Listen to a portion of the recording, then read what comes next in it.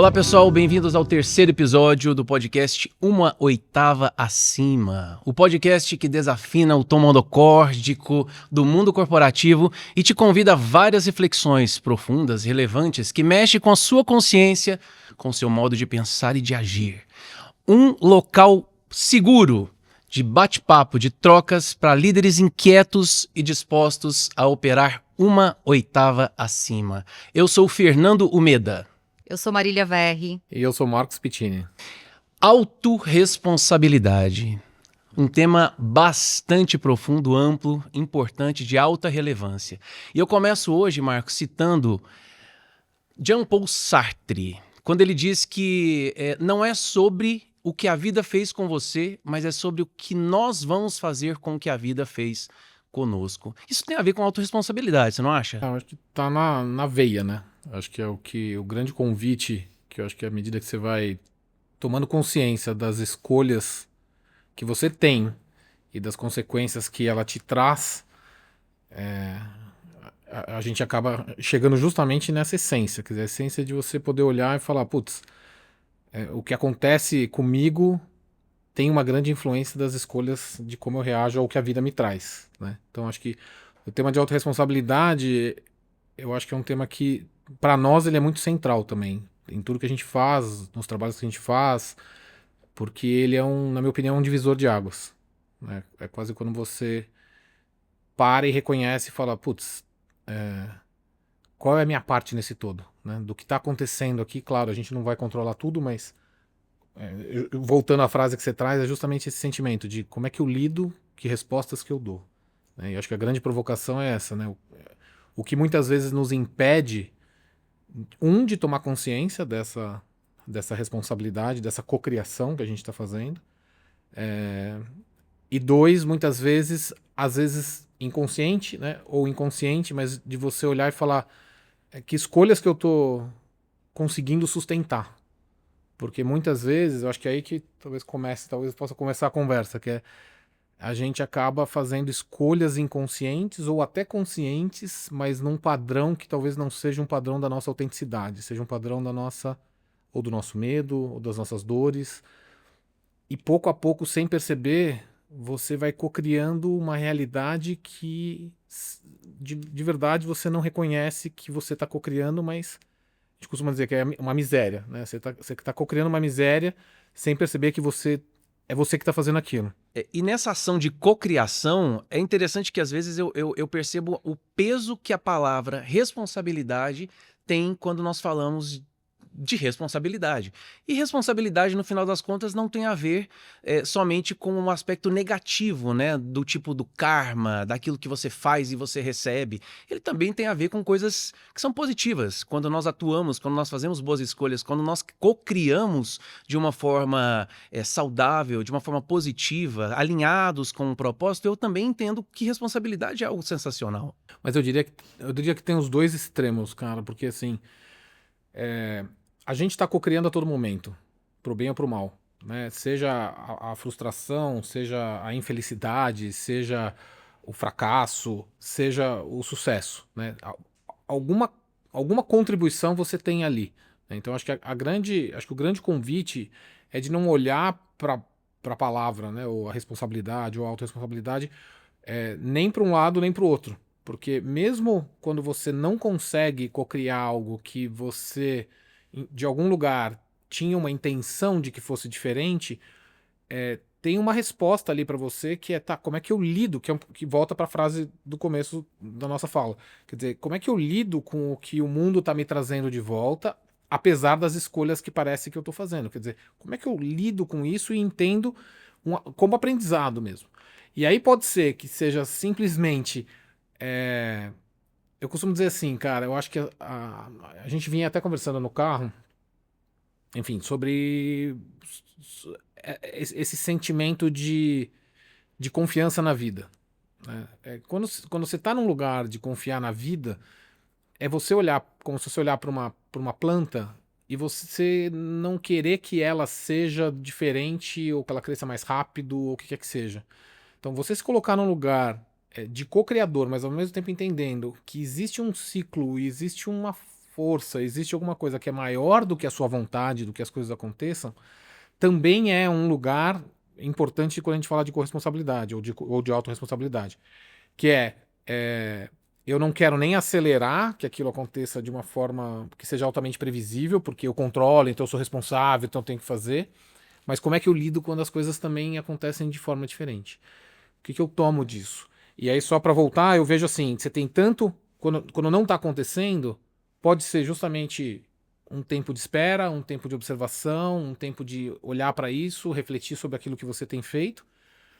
Como pode ser uma repetição de um padrão, que muitas vezes, eu acho que aí tem dois grandes aprendizados, né?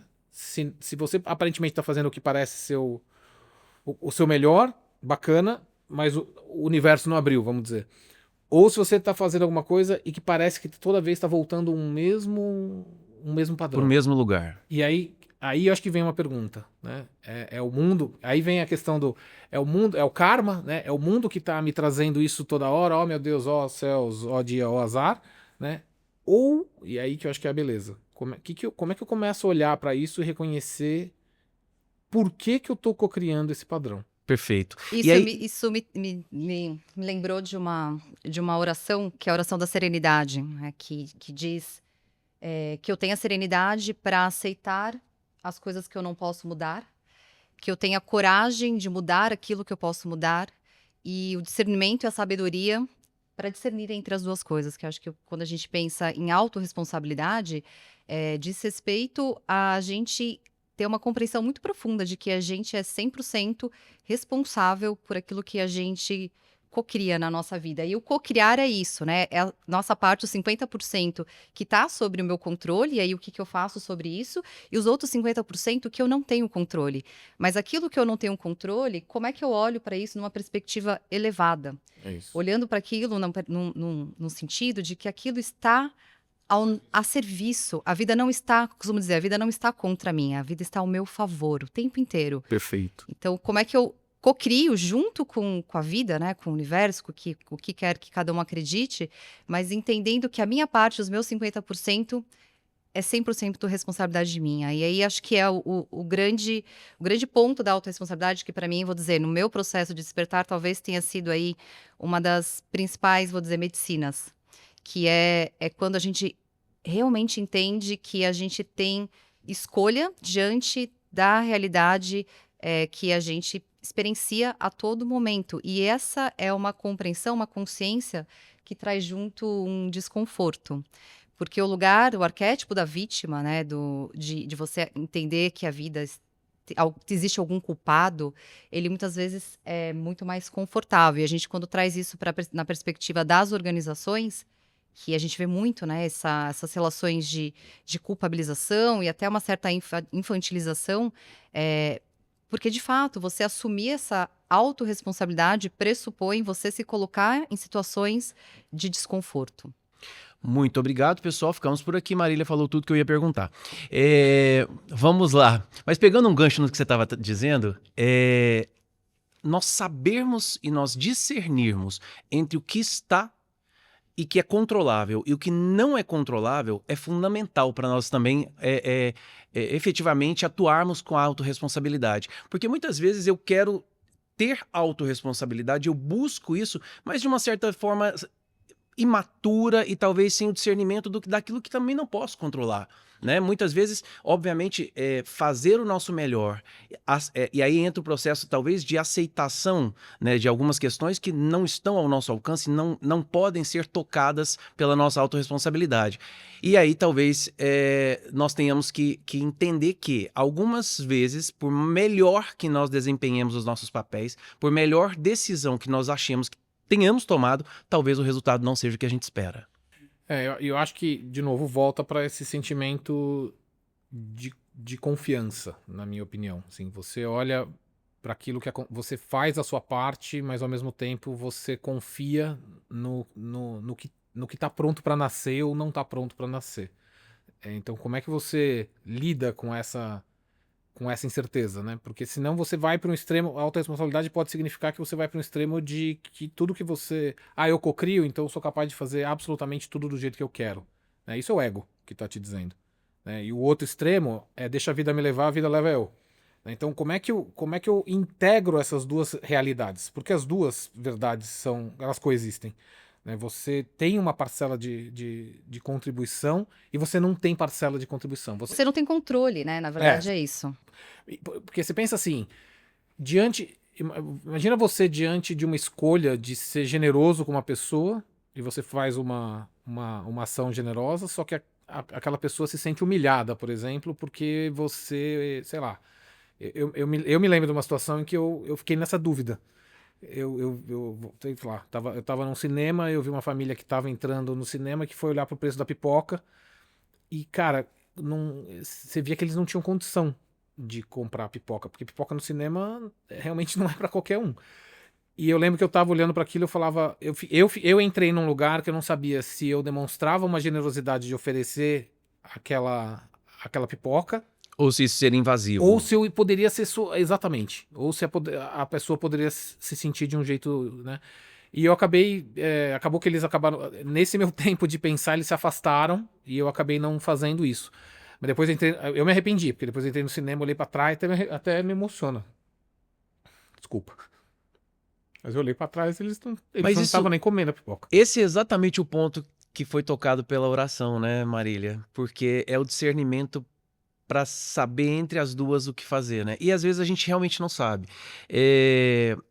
Talvez a autoconsciência seja um atributo que caminhe junto com a autorresponsabilidade. À medida que eu vou me conscientizando, eu também vou tendo mais capacidade de me tornar autorresponsável.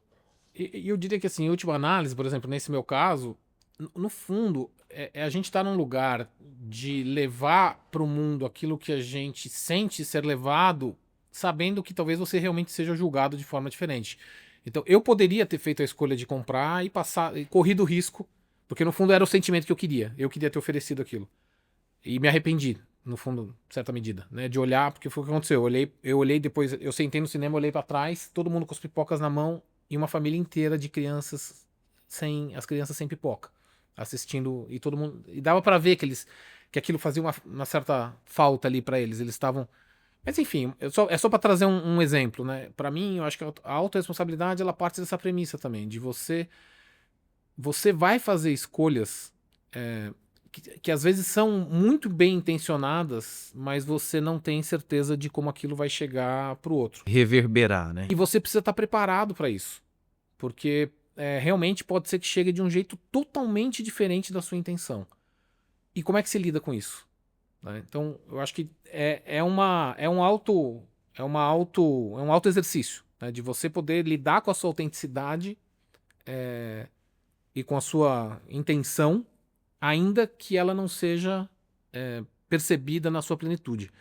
Porque as pessoas vão nos ler a partir da realidade delas e não da nossa. Então é aí que começa, eu diria, toda a complexidade do rolê, né? Porque você pode não falar porque você está se sentindo, enfim, você não quer gerar algum tipo de sentimento, que isso é parte da sua própria fantasia, né? E aí você trava muitas vezes o fluxo de alguma coisa que poderia ser potente, justamente porque você se anula ali. Sem dúvida. Né? Permanecer no papel de vítima é zona de conforto. Sim, sim.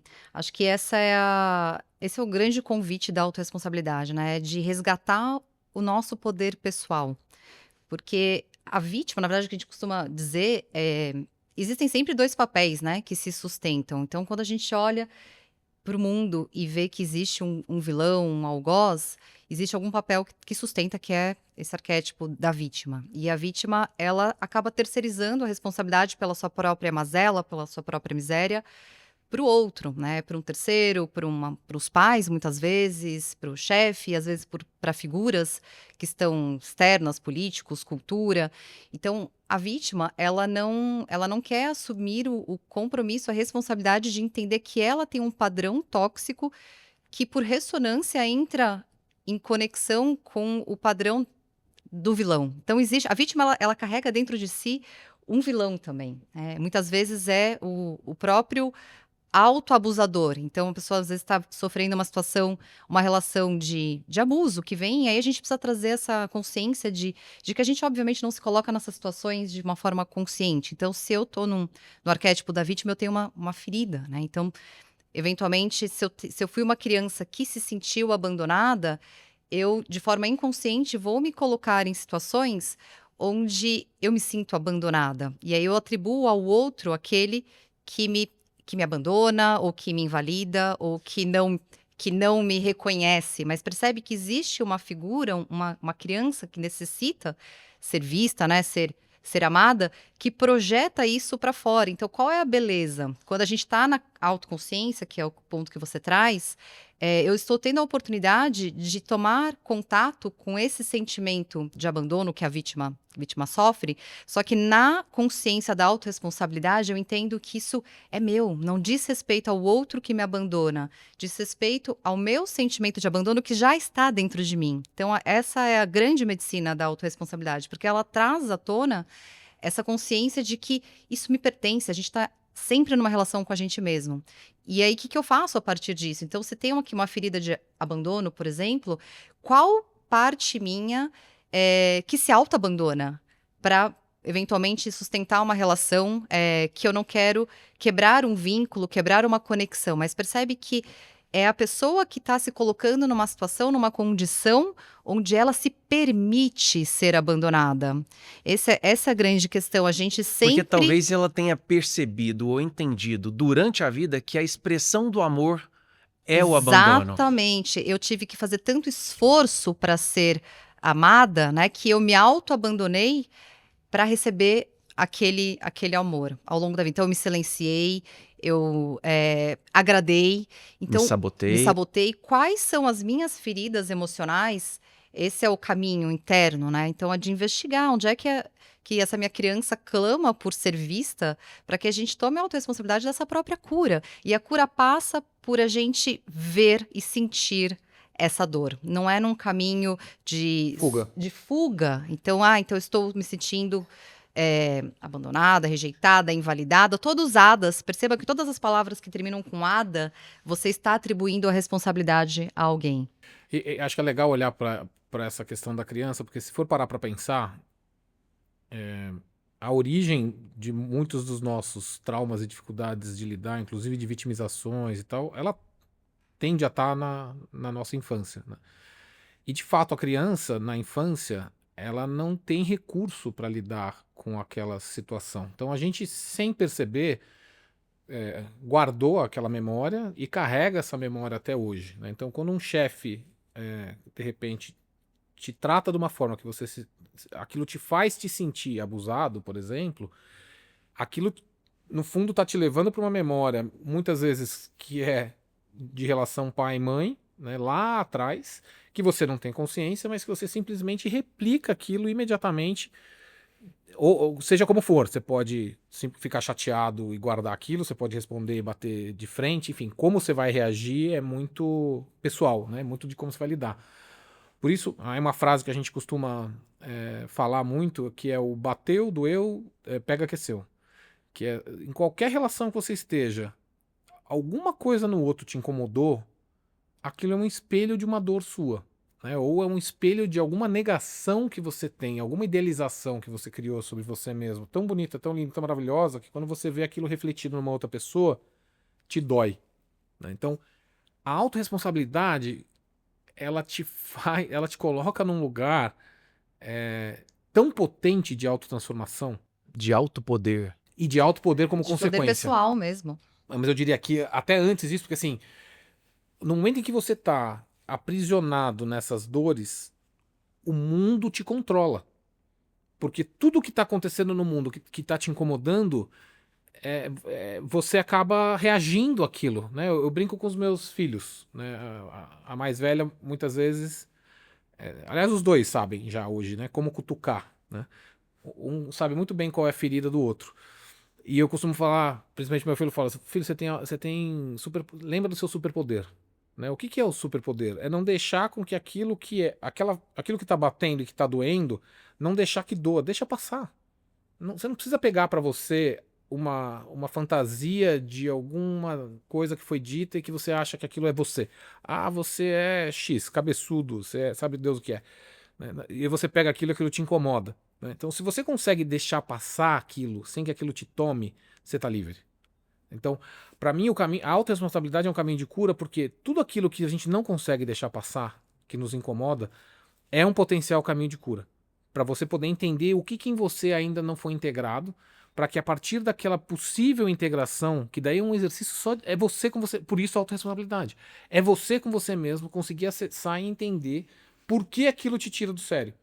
Porque se te tirou do sério, você tá vítima do sistema.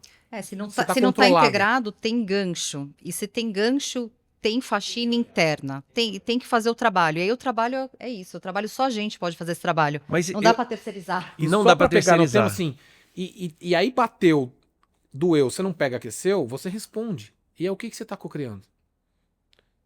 Você tá em ataque e defesa.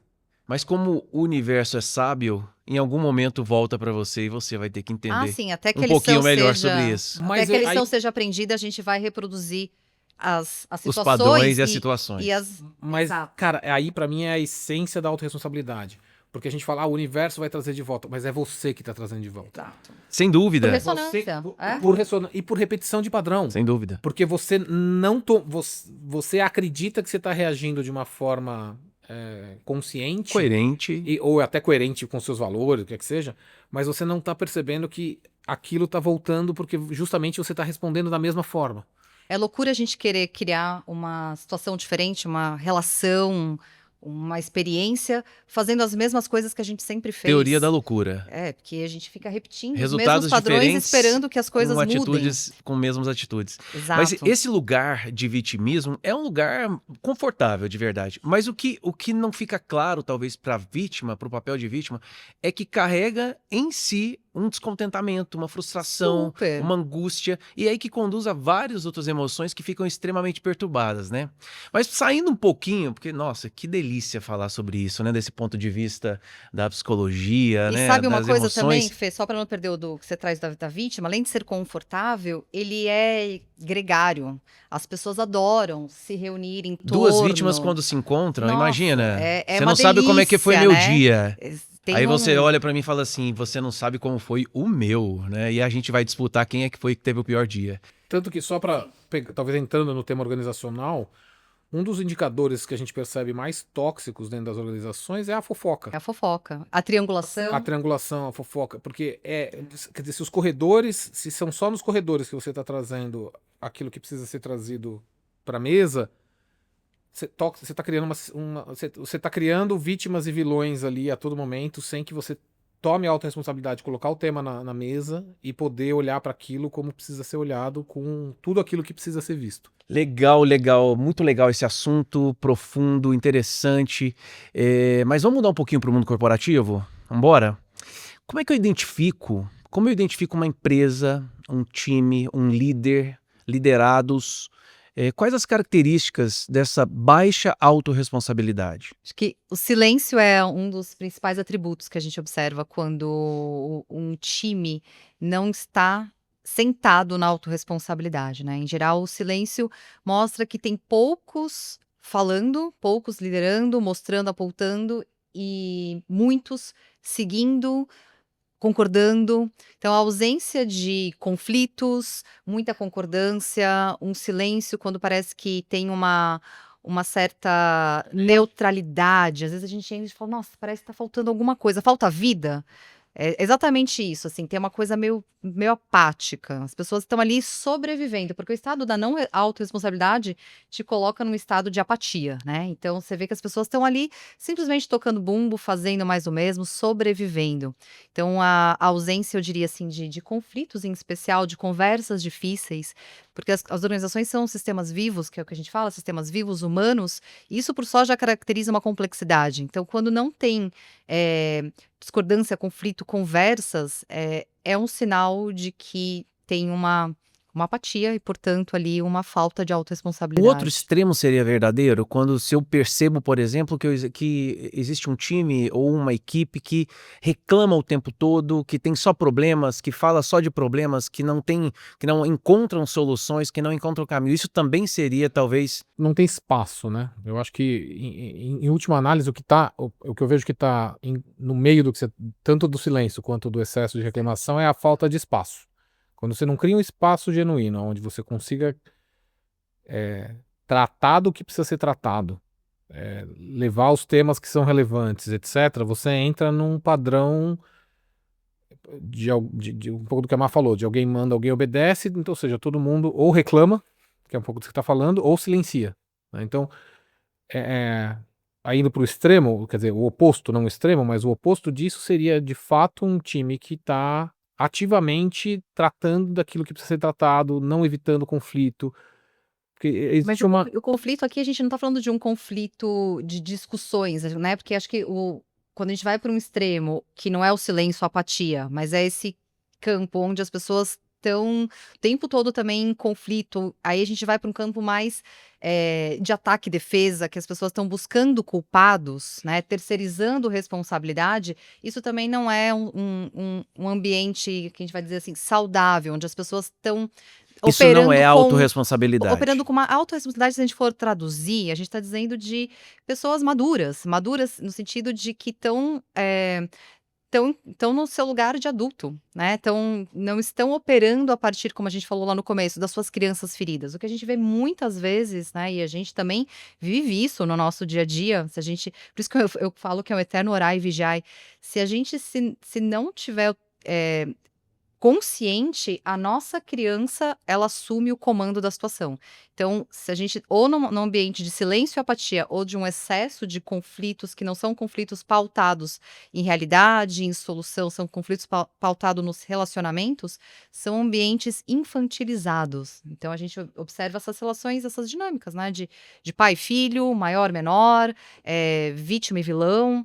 Então, a autorresponsabilidade é esse convite para as pessoas tomarem essa consciência, né? o De que a que gente, eu tô co-criando dentro dessa, o que a gente dessa costuma miséria. dizer também, assim, a gente carrega uma memória de pai e mãe, de relação pai e mãe, de hierarquia muito forte, desde muito cedo, né? Você tem um pai e uma mãe que se obedece, você tem um professor que se obedece, depois você tem um chefe que se obedece, e isso cria uma falsa ideia do que de fato significa hierarquia, vamos dizer assim. Porque uma coisa é, você é meu chefe, tá tudo bem, você vai ter uma responsabilidade diferente da minha, tá tudo bem. Mas perante a realidade, nós somos iguais.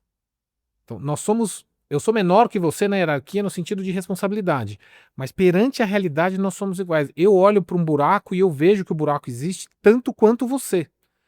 Agora, se eu me submeto também à realidade, ou seja, eu dou para você só enxergar essa realidade, que é o que acontece muitas vezes nas organizações, que é sempre assim, se não tem ninguém vendo, a gente continua fazendo, porque não tem ninguém reclamando, né? Não tem ninguém falando que tem que fazer diferente, a gente continua fazendo a mesma coisa.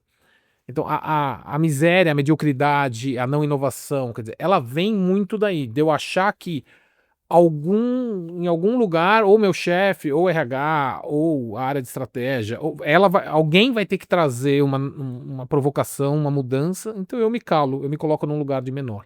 Então, o nosso convite, quando fala para a organização, que lugar você atua? Né? Você atua num lugar de menor, ou você atua ou maior, porque você pode também querer usar sua patente e realmente exercer essa distância, ou você atua num lugar de igual, em que você abre para o time, independente do nível de função, do que é que seja, você abre o ver.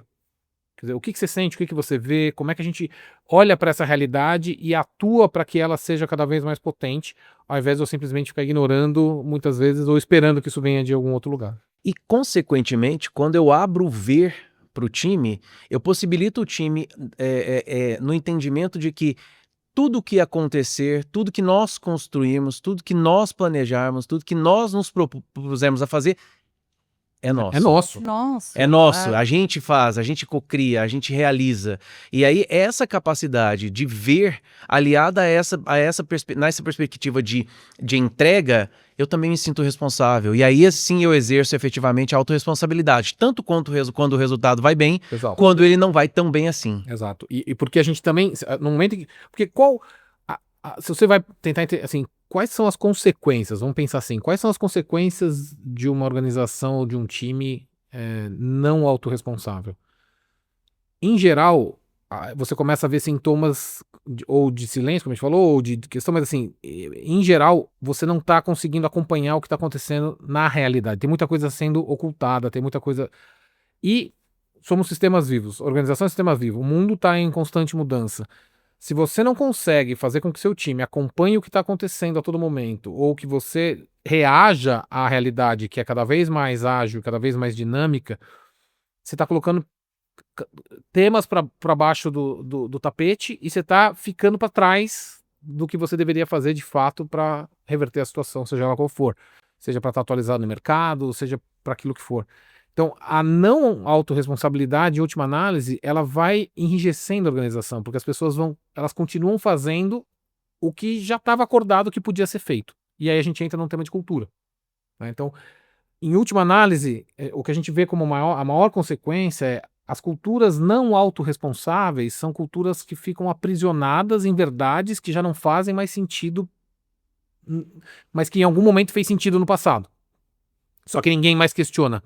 Porque aquilo sempre foi feito, eu continuo fazendo do jeito que é, eu não questiono o status quo, eu assumo verdades que não são verdadeiras, e isso pouco a pouco vai destruindo a capacidade de gerar valor de um negócio. Em última análise é isso. E aí, por que as pessoas não questionam, né? Acho que essa é a pergunta, talvez, que a gente pode abrir aqui para refletir junto. O que faz com que as pessoas, mesmo vendo que aquilo não faz sentido, e isso, assim, eu diria que é muito comum a gente entrar, as pessoas estão olhando, estão Tem coisa errada. vendo, e aí estão falando nos cafés, que é aquilo que a gente falava, né, da postura mais infantil, da fofoca, só que falta a coragem de expressar e de trazer à tona uma verdade, e vai todo mundo colocando aquilo para baixo do tapete. O que Ou faz? talvez sofram, e podem assistir o episódio 1, do transtorno Exato. cultural, Voltamos exatamente aí. A gente do volta a aprisionamento esse cultural ponto. corporativo. Mas é exatamente Esse aí. o ponto. A não autorresponsabilidade te Te coloca num lugar de aprisiona. aprisionamento. E aí a cultura inteira fica aprisionada. Fica todo mundo. E aí, cara, Ninguém casos. questiona, porque eu vou questionar, né? Eu poderia dizer que a gente olha para esses ambientes e a gente verifica pessoas com mentalidades fixas e pessoas com mentalidades de crescimento. Eu gosto bastante dessa analogia. Então, quando eu encontro um ambiente com essa mentalidade fixa, e talvez tudo isso que vocês estão trazendo são características de uma mentalidade fixa, eu vou ter pessoas e times sem autorresponsabilidade. E quando eu tenho mentalidades, e aí independe, obviamente, de hierarquia, eu estou falando de posicionamento, de comportamento, né? Eu tenho um time com autorresponsabilidade e, consequentemente, aí eu melhoro performance, aí eu melhoro o clima organizacional, aí eu melhoro saúde da equipe, tudo isso faz muito sentido. Total. Sim. Quer dizer, a mentalidade fixa é justamente aquela que ela já fez uma escolha. E aquela cultura fica repetindo aquele padrão, porque aquele padrão em algum momento foi verdadeiro. E isso, assim, parece bobo, mas os casos, eu diria, os casos mais desafiadores que a gente pega de transformação, eles estão intimamente ligados a isso. Porque, vou pegar um exemplo rápido. Uma empresa que tinha uma marca muito forte no mercado, que por muito tempo tinha uma força, tinha a marca como geradora de demanda, os consumidores gostavam daquela marca. Qual foi o modelo mental, ou seja, a crença que acabou sendo criada dentro daquela organização? Nossa marca é incrível, nossa marca é queridinha do mercado. O tempo foi passando, entrou novos concorrentes, começaram a trazer preços mais baixos, uma oferta de valor muito parecida. E o que essa empresa fez? Olhou com o mesmo modelo mental, com a mesma realidade, dizendo: nossa marca é ótima, nossa marca é queridinha, dando de ombro quem são esses que estão chegando no mercado agora. Passa 5 anos aproximadamente, começa a incomodar a market share. Aquela marca que ninguém conhecia já começa a roubar mercado. E você olha para dentro, continua com o mesmo modelo mental de achando, né, as nossas marcas são as melhores marcas e eu continuo sem resposta para isso. A hora que você vai ver isso no tempo, quer dizer, essa crença, quer dizer, se você for olhar dentro da organização, as pessoas entre si já estão falando que tem alguma coisa errada. O organismo já sabe que está acontecendo errado. Só que coletivamente, justamente pelo silêncio, repete-se a verdade, que é a verdade conveniente, que é a nossa marca é incrível, isso nada vai acontecer. O resultado disso é uma empresa que literalmente deixa de ser líder, perde totalmente valor e capacidade de gerar valor no mercado, começa a virar trapo, praticamente. Por quê? Porque não conseguiu reconhecer a necessidade de colocar na mesa uma coisa que sempre foi um valor muito forte, que é a nossa marca é incrível, uma crença que foi muito forte, que foi perdendo esse valor ao longo do tempo, que as pessoas foram percebendo ao longo do tempo, mas qual era a coragem de falar isso? Só que o curioso é, quando a gente entra, não é que a gente conclui isso já está concluído pelo próprio sistema. Quer dizer, a própria organização já sabe que isso estava acontecendo. E por que E fica não? velado. Exatamente isso. É exatamente isso. Então, assim, em última análise, a gente não está falando só de um time que performa um pouquinho melhor ou um pouquinho pior. A gente está falando de uma organização que literalmente perde a sua capacidade de gerar valor ao longo do tempo por não poder trazer à tona temas que são relevantes para o seu negócio. Aí a gente tem que olhar por que as pessoas não trazem à tona, porque a gente olhando parece assim, parece óbvio, né? Assim, é só falar a verdade, tá tão disponível para todo mundo.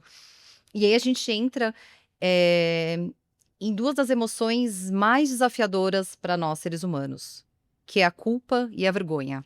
Então você trazer uma verdade inconveniente, erramos, fizemos uma escolha que foi inadequada, ou essa escolha não funciona mais, ou vamos ter que rever, ou fizemos alguma bobagem no meio do caminho, demanda a gente a assumir que nós Requer somos, maturidade. requer maturidade, falar assim, cara, a gente não é perfeito, a gente também erra, a gente também é incompetente, a gente também não sabe, né? O não saber é quase que proibido no mundo corporativo. A gente prefere fingir que sabe, abrir um espaço, né, entre executivos e falar, a gente não sabe para onde ir. E é justamente esse lugar de não saber, que é muito proibido, que faz com que a gente opere trazendo respostas prontas, soluções já testadas no passado, mas que não funcionam mais, porque a dor de tomar contato, de novo, né, que a gente falava da autorresponsabilidade, por que a gente não entra nesse lugar, né, de assumir isso, é muito dolorido para o nosso ego, a gente se reconhecer incompetente, lidar com o erro, lidar com essa culpa. Então, o que é a autorresponsabilidade nesse contexto, né, que pressupõe essa maturidade? É a gente olhar e a sua mentalidade, quando você traz, né, a mentalidade fixa e de aprendizado, a mentalidade que está nessa perspectiva do aprendizado, ela lida com o erro de uma forma, o que a gente aprende Como sobre oportunidade, isso, como talvez. oportunidade. A gente está vivendo isso na prática, a gente está fazendo um movimento pro digital e a gente está fazendo uma série de coisas que a gente também não está acertando, né? E uma tendência natural, se a gente não está atento, é que onde é que está a culpa, né? Quem que está fazendo errado, o que está fazendo errado. E não, a gente está mais olhando para o movimento, entendendo o que hoje a gente sabe, que a gente não sabia um mês atrás, há 6 meses atrás. Isso traz uma outra energia, é uma energia de que a gente ainda não chegou onde a gente tem potencial para chegar, mas a gente está olhando para o movimento, para o aprendizado, a gente não está buscando culpados. Terceirizando responsáveis, não, a culpa é dessa área, da outra área, é do parceiro, é de quem é a culpa, não é sobre de quem é a culpa. E Tem um pensamento que diz que crescer dói, dói. mas não crescer mutila a alma. E eu acho que no mundo corporativo isso fica muito, muito claro, né? Quando nós não temos essa predisposição, essa disposição, essa maturidade para se autorresponsabilizar, para acessar a vergonha, para permitir que essa criança seja curada, o que quer que seja, a gente vai mutilar as empresas, a gente vai acabar detonando as corporações. Agora, de forma prática, que eu acho que também talvez tenha uma pergunta aí, né? Tá, mas o que pode ser feito, né? O que a gente vê nas organizações, essa incapacidade de tratar isso tem a ver até com governança. Quer dizer, não se tem espaço de tempo de respiro. O bateu, doeu, pega que é seu, ele deveria funcionar para as organizações também, né? Então, eu costumo dizer assim, quais são os temas que doem e que são proibidos e que não são falados? E qual é o fórum que a gente tem para poder discutir isso? Só que é uma natureza de fórum muito diferente do que as organizações estão acostumadas. Porque as organizações estão acostumadas a fóruns calculados, que você já entrega respostas. Metas, Você projetos. Você não tá acostumado a ter um espaço em que de fato você consiga abrir o tema e não saber exatamente para onde ele vai e poder respirar em cima disso. Porque é complexo a resposta, né? A gente teve um depoimento de uma aluna que eu achei muito curioso, que ela, depois da formação, falou assim, que ela estava ela estava fazendo uma mudança e ela estava com uma dificuldade muito grande das áreas de fazer essa mudança acontecer. E aí ela falou, pô, eu simplesmente abri para respirar, eu simplesmente abri para olhar e falei assim, nossa, deixa eu ouvir essas pessoas, porque o que está acontecendo? Como é que elas estão se sentindo, foi a pergunta, né? E olha a simplicidade da coisa, vamos dizer, né? Mas pelo simples passo de você abrir. Ela falou que ela descobriu, por exemplo, que uma das pessoas que era mais resistente, ela não estava achando que a ideia não era boa, mas ela estava frustrada porque há 2 anos atrás ela tinha feito aquela área inteira se transformar no que transformou. E que o que estava acontecendo agora tirava um pouco desse protagonismo dela. Então, olha a beleza, né? E ela insistindo em implementar algo sem entender essa barreira interna que acontecia, né? Então, se as organizações não. A gente costuma dizer muito assim, infelizmente, a gente foi acostumado a lidar com as organizações como se fossem sistemas mecânicos, que é mais analítico, né? Mais racional, e você não está entendendo o emocional, por exemplo, que é o freio, né? A gente costuma dizer que o emocional ou é o freio ou é o acelerador, porque você não tem esse freio, né? Ele vai, né? Então, percebe que nesse caso existia um freio que, se você ignora, qual vai ser a resposta que você vai ter ali? Agora, se você abre e cocria aquilo e você escuta o que está acontecendo de fato, você acessa aquele campo e deixa com que as pessoas. Então, de maneira prática, como é que eu crio espaço para essa escuta autêntica e genuína? Aonde as pessoas podem falar o que sentem, o que pensam, porque, cara, a beleza de sistemas vivos é que as respostas estão dentro do próprio sistema. Quando a gente fala de regeneração, hoje em dia está meio na moda falar disso, né? As organizações regenerativas, nada mais é do que isso. É a capacidade que o próprio sistema tem de se reinventar. Só que se você não acessa isso, você não abre essa porta, essa resposta não vai vir. Ao contrário. Então a não autorresponsabilidade são essas portas fechadas. Você não quer escutar o que as pessoas têm para dizer e as pessoas não se sentem com coragem de falar aquilo que deveriam falar.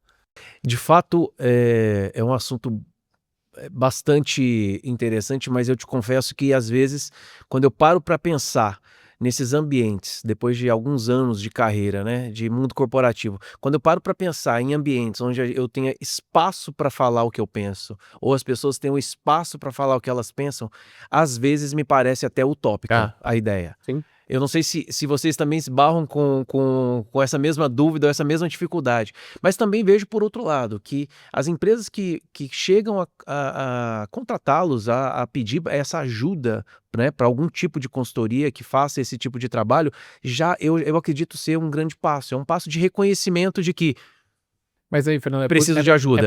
É por isso que a gente entrou na formação. Por isso que a gente quis criar a formação. Por quê? Porque toda vez que a gente chegava, que a gente chega, o nosso papel é escutar o sistema. O nosso papel é abrir essa escuta de uma forma coletiva, de uma forma de igual, né? De uma forma autêntica, de uma forma respeitosa, de uma forma acolhedora e de uma forma desafiadora, porque as verdades vão vir à tona. E toda vez que o que a gente começou a aprender ao longo do caminho foi justamente isso. A gente abria esse campo, escutava, as respostas estavam dentro.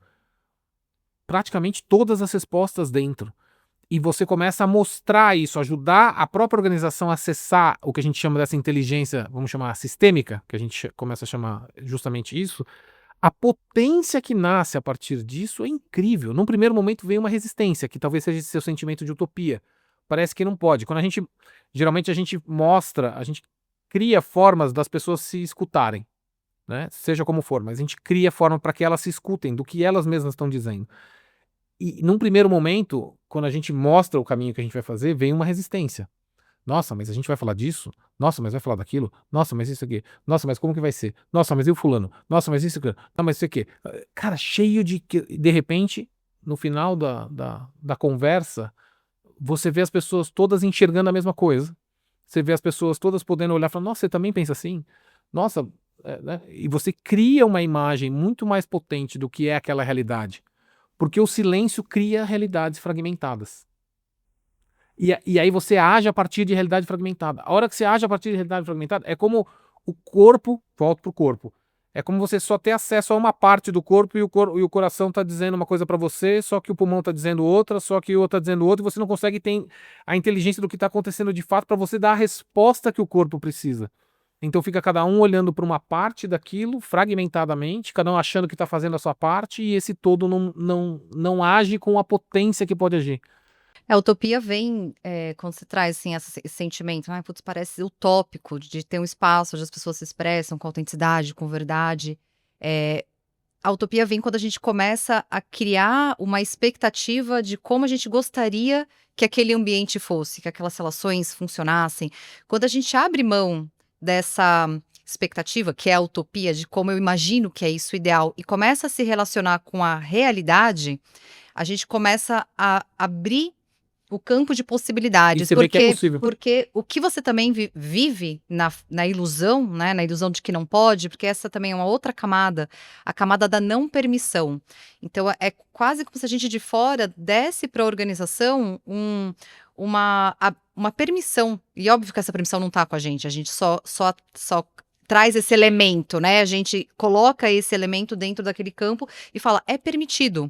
E aí as pessoas falam, nossa, mas a gente pode falar o que a gente pensa? E aí, quando abre esse espaço, de novo, de expressão, as pessoas começam a até desmistificar um pouco do que é, então, essa possibilidade da gente se expressar de forma autêntica, porque isso está disponível desde que a gente não crie uma fantasia do que isso poderia ser. Ah, então uma relação, uma organização que não é tóxica, que é saudável, que é regenerativa, então as pessoas são assim, são assado. Cria toda uma fantasia, é fantasioso, tão quanto é fantasioso viver na miséria.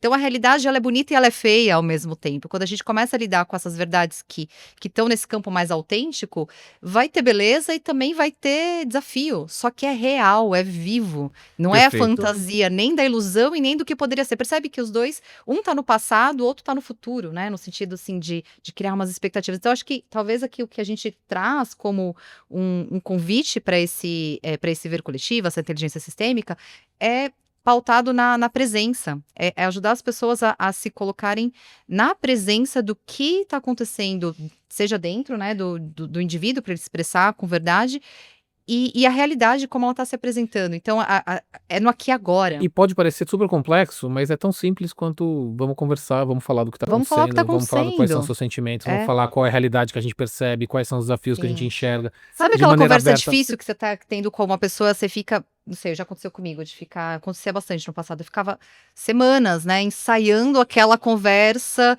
pensando no que já tinha acontecido, projetando como aquilo poderia acontecer, e de repente você tem a conversa e fala assim, ah, não foi tão difícil assim, né, foi mais simples do que eu E eu imaginava. acho que entra muito nesse campo que você trouxe, Má, da idealização, né? Então vem a utopia que não está relacionada a não poder acontecer, mas relacionada a como você acha que isso poderia acontecer. E aí, talvez isso realmente seja utópico. Assim como utópico e idealizado é o ser que nós criamos de nós mesmos.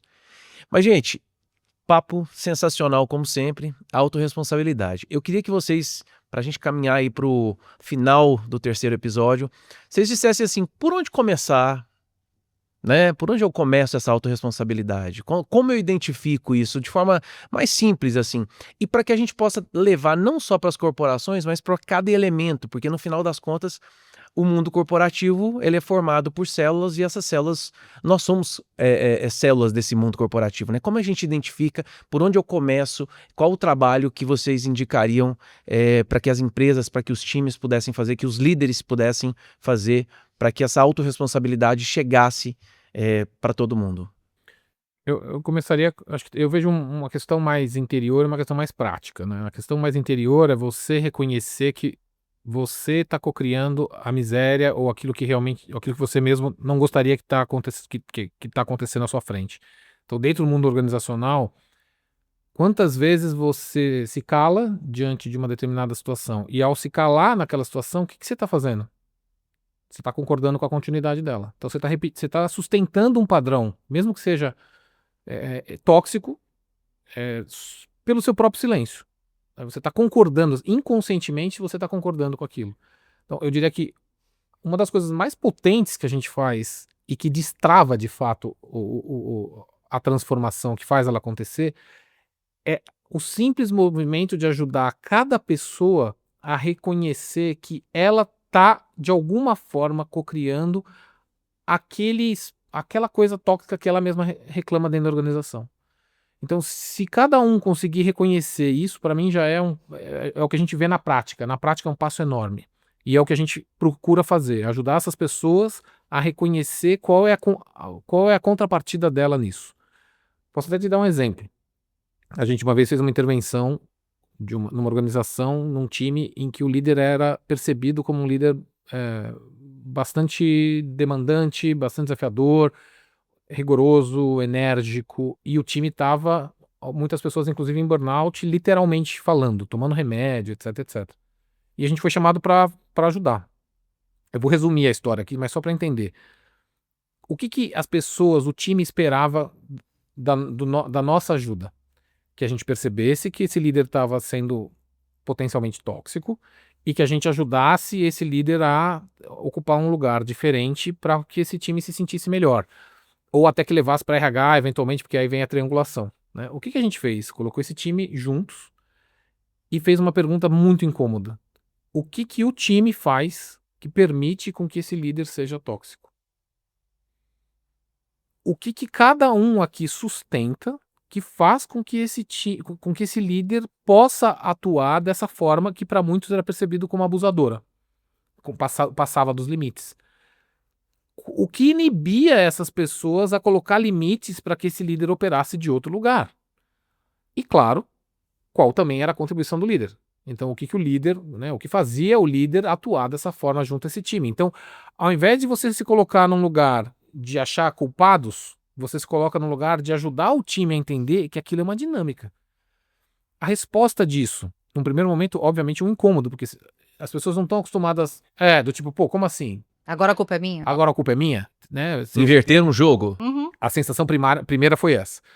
Passou para o segundo encontro que a gente teve, uma das pessoas do time, na abertura, que a gente fez uma abertura rápida, olhou para o líder e falou: naquele primeiro encontro eu fiz uma escolha, de que você não ia mais controlar a minha vida.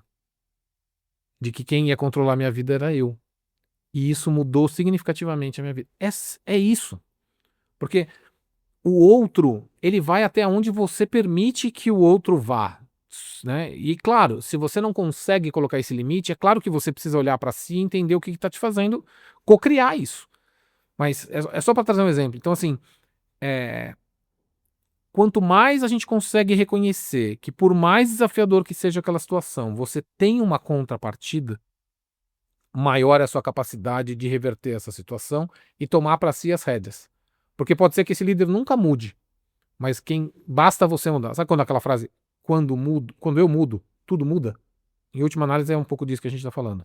E só para não perder o que eu falei aqui, eu falar dois, de forma prática, só voltar no tema que eu falei, que assim, esses espaços precisam ser criados. Como é que eu crio um espaço dentro da minha agenda maluca de dia a dia para poder ter conversas mais aprofundadas, para poder ter conversas onde a gente consiga de fato tratar aquilo que não vai dar para tratar nas reuniões do dia a dia.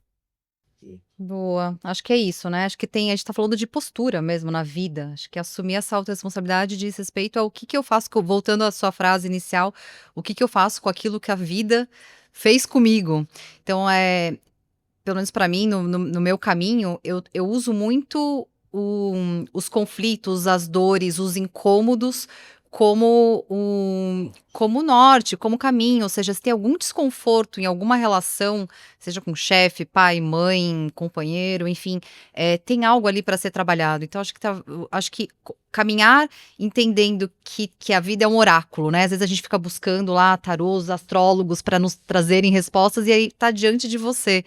O desconforto, ele tem uma mensagem. Então, como que eu olho para esse desconforto e falo, qual parte minha ainda não curada, tóxica também tá criando essa realidade. Então, acho que é uma forma de se posicionar que te coloca frente à vida com uma postura madura, né? De crescimento. E aí, o mais gostoso disso tudo é que, com o passar do tempo, aquela mesma sensação que não há muito tempo te causava um incômodo, de repente aquilo passa, você fala, uau, né? Isso me trazia um desassossego, uma necessidade de responder, de ser, de ter razão. O indicador meu de sucesso é quando alguém me ataca, eu vou dizer assim, né? Traz uma posição, um julgamento que eu entendo que não é sobre mim, né? Diz muito mais sobre a pessoa, que, né, quando a pessoa vem cheia de julgamento, a gente tem também muitas vezes que ter o discernimento de falar, não, isso aqui tem algo que é meu e esse presente não é meu.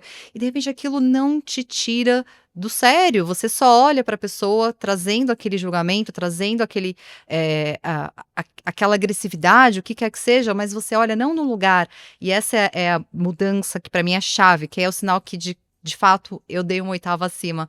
Quando eu olho com compaixão para aquilo que está sendo posto, eu não estou no lugar de olhar para o outro que está me apontando e julgando o outro por estar me julgando. E isso, para mim, foi chave. Porque eu achava que eu estava muito evoluída, mas eu estava nesse papel, julgando quem me julgava. E aí, quando a gente começa a perceber que o outro está dando o melhor que ele tem, assim como eu, né? A gente está todo mundo no seu estado de consciência, dando o melhor que pode, com compaixão, aí eu sinto que que eu estou no caminho da consciência, me trazendo paz, né? Sem a necessidade de novo de ter que me provar, de ter que mostrar para o outro que ele tem uma parte também que precisa ser vista. Nossa, é uma paz A gente interna. responde aquele questionamento, né, Mar? Quer ser feliz ou quer ter razão? E aí a gente acaba sendo feliz, Exato. não porque não é sobre uma questão de razão, mas Não sobre uma é. questão de amadurecimento. É sobre uma questão de amadurecimento. Mas eu acho que exato. o que a Má traz para mim é muito a essência, né? Porque é a partir desse lugar de paz interior, que ou seja, que o que bateu já não dói mais, Dói. que você começa a fazer escolhas mais potentes. E é aí que você cocria realidades que nem você imagina que você era capaz de cocriar. Porque antes você só estava respondendo a uma dor, a um trauma, ao que quer que seja. Então, de novo, bateu, doeu, pega que é seu. E todo esse movimento que a Má traz para que você de fato consiga ser autorresponsável conscientemente pelas escolhas. Porque daí eu já saio desse lugar de ataque e defesa. Eu faço escolhas potentes e não me incomoda no sentido qual é a resposta do outro. Eu tô presente, eu tô ali sustentando aquela possibilidade a todo momento. Muitíssimo obrigado mais uma vez pela oportunidade. E é isso aí, minha gente. Nós vamos ficando por aqui. Se tudo isso que nós conversamos, essas reflexões, fizeram você pensar um pouquinho, refletir, repensar, eu acho que a missão está cumprida de Marcos e Marília. A gente fica por aqui. Esperamos vocês no 4º episódio e lembrem sempre, às vezes no mundo corporativo é importante a gente parar, respirar, sair do modo automático e operar uma oitava acima. Tchau!